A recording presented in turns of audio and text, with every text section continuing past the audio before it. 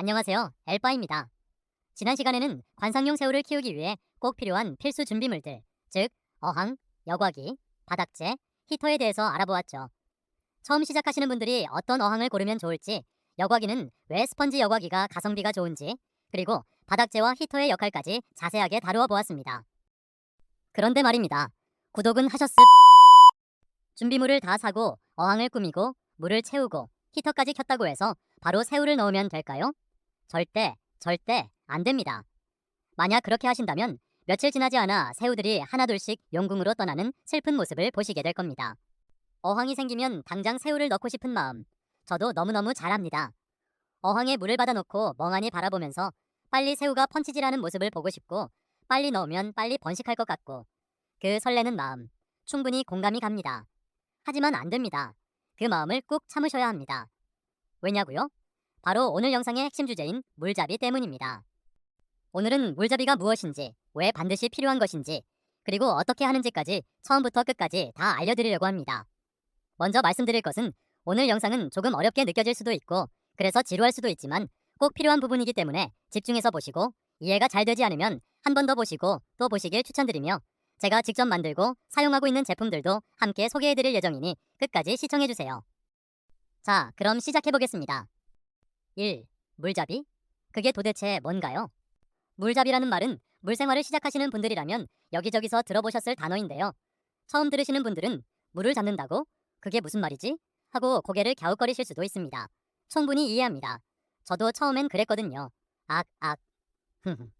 물잡이를 쉽게 말씀드리면 새우나 물고기가 살 수 있는 환경을 어항 안에 미리 만들어주는 과정이라고 말할 수 있는데요.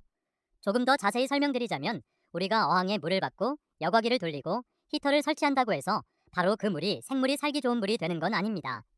어항 속에는 생물들의 배설물, 사료 찌꺼기 같은 것들이 생기기 마련인데요. 이런 것들이 분해되면서 암모니아, 아질산이라고 하는 독성 물질이 생깁니다. 이 암모니아와 아질산이 새우나 물고기에게 굉장히 해롭거든요. 소량만 있어도 새우들이 스트레스를 받고 심하면 폐사까지 이어질 수 있습니다. 그렇다면 이 독성 물질을 없애주는 게 무엇인가? 그게 바로 박테리아입니다. 유익균 박테리아인데요.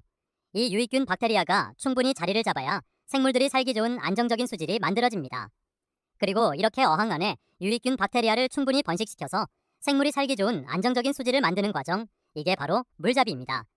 그래서 물잡이 기간에는 어항 속에 좋은 박테리아를 키우는 과정이라고 생각하시면 됩니다. 2. 물잡이. 왜 반드시 해야 하나요? 여과 사이클의 비밀.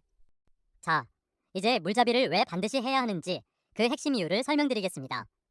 여기서 여과 사이클, 다른 말로 질소 순환 사이클이라는 개념이 등장합니다. 처음 들으시면 좀 어렵게 느껴질 수 있는데요. 엘바가 최대한 쉽게 풀어드릴 테니까 놓치지 말고 끝까지 들어보세요. 어항 속에서는 눈에 보이지 않는 화학적 변화들이 일어납니다.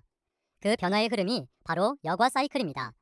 이걸 이해하면 왜 물잡이가 필요한지 완벽하게 이해될 수 있는데요. 여과 사이클이 무엇인가? 예를 들어보죠. 자, 어항 속에 새우가 있다고 생각해 볼게요. 새우는 먹이를 먹고 배설을 합니다. 또 사료를 다 못 먹으면 사료 찌꺼기가 남겠죠?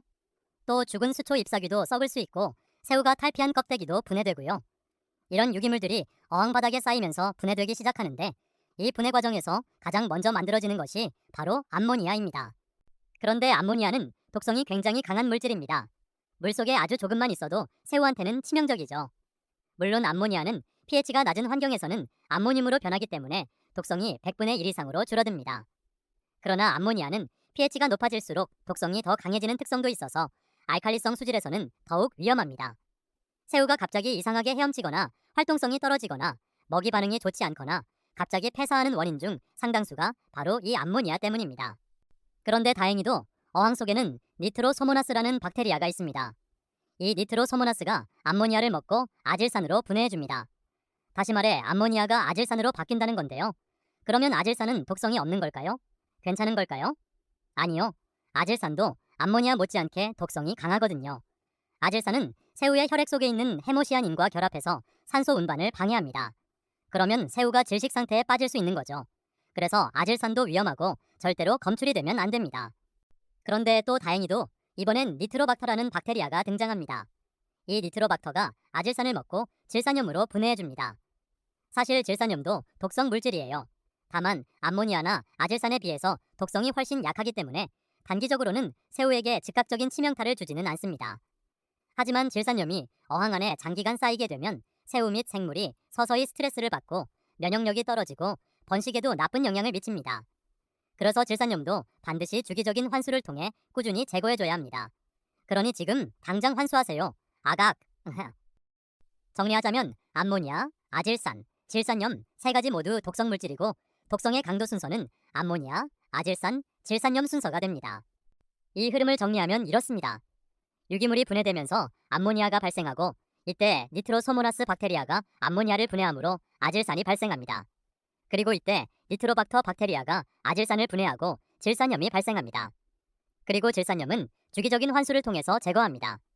이게 바로 어항 속 여과 사이클, 즉 질소순환 사이클입니다. 그리고 이 사이클이 안정적으로 돌아가고 있다면 생물이 살기 좋은 환경이 갖춰진 것이고 물잡이가 된 어항인데요. 반대로 이 사이클이 제대로 작동하지 않으면 암모니아와 아질산, 질산염이 어항 안에 쌓여서 새우들이 힘들어지게 되겠죠.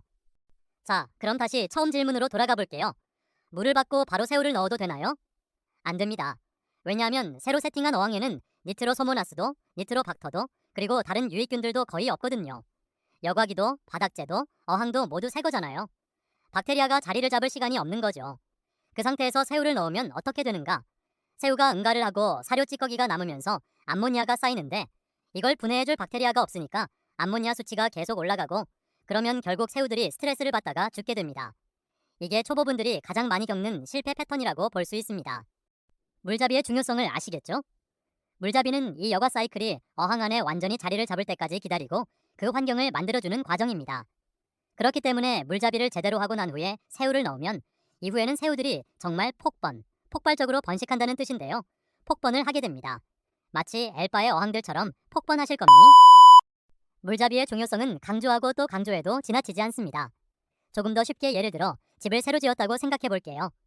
페인트 냄새, 시멘트 냄새가 진동하고 아직 생활하기 불편한 상태잖아요.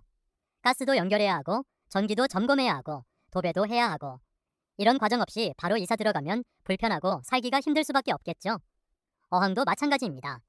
새우가 살기 좋은 집을 만들어주려면 물잡이라는 준비 과정이 반드시 필요합니다. 이 과정을 생략하면 절대로 안 된다는 말씀을 드립니다. 3.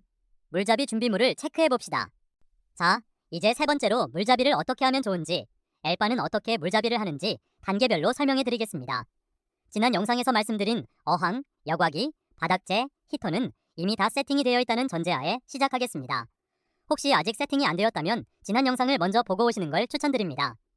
물잡이에 추가로 필요한 준비물은 딱 세 가지입니다. 첫 번째는 미네업, 두 번째는 옐로우 파우더, 세 번째는 퍼플 파우더입니다.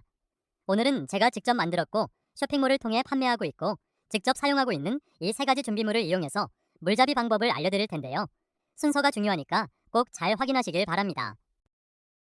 이제 구체적인 물잡이 방법을 알려드리려고 하는데 문제가 생겼습니다.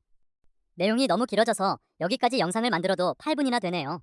내용의 절반도 설명을 못했는데 심지어 지금부터가 실제적인 물잡이 방법을 설명할 차례인데 지금 나머지를 다 설명하면 예상 영상 시간이 21분 57초가 나옵니다.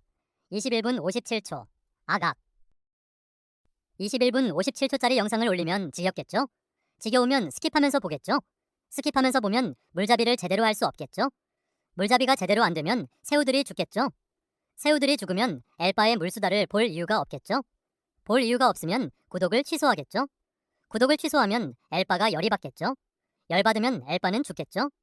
와, 나 죽는 거네? 아각. 그래서 어쩔 수 없이 오늘은 여기서 영상을 급하게 마무리합니다. 살기 위한 선택이니 양해를 부탁드리고 다음 영상에서 또 만나요. 지금까지 엘바의 물수다 채널의 주인장 엘바였습니다. 끝.